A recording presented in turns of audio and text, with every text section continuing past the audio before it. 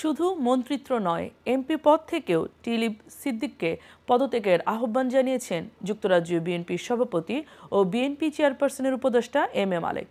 মঙ্গলবার লন্ডনে তিনি সাংবাদিকদের বলেন, শেখ হাসিনা, শেখ রেহানা ও তার পরিবারের সদস্যরা দেশের অর্থ বিদেশে পাচার করেছে, এর বিচার দাবি করেন তিনি।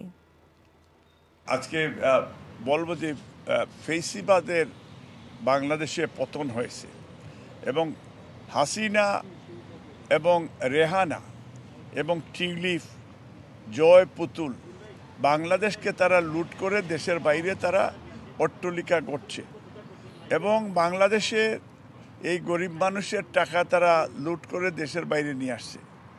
এবং টিউলিপের বিষয়টা যেহেতু সে ব্রিটিশ এমপি, সে যদি মন্ত্রিত্ব থেকে রিজাইন করে ইটস নট গুড ইনাফ, তার এমপিশিপ থেকেও রিজাইন করার জন্য আমি ব্রিটিশ প্রধানমন্ত্রীর প্রতি আমাদের এই ব্রিটিশ বাংলাদেশিদের পক্ষ থেকে আহ্বান জানাবো যে তার এই বিকজ ওদের গন্ডারের চামড়া বেশি লাগানো, ওরা ডিকটেটরের বংশধর।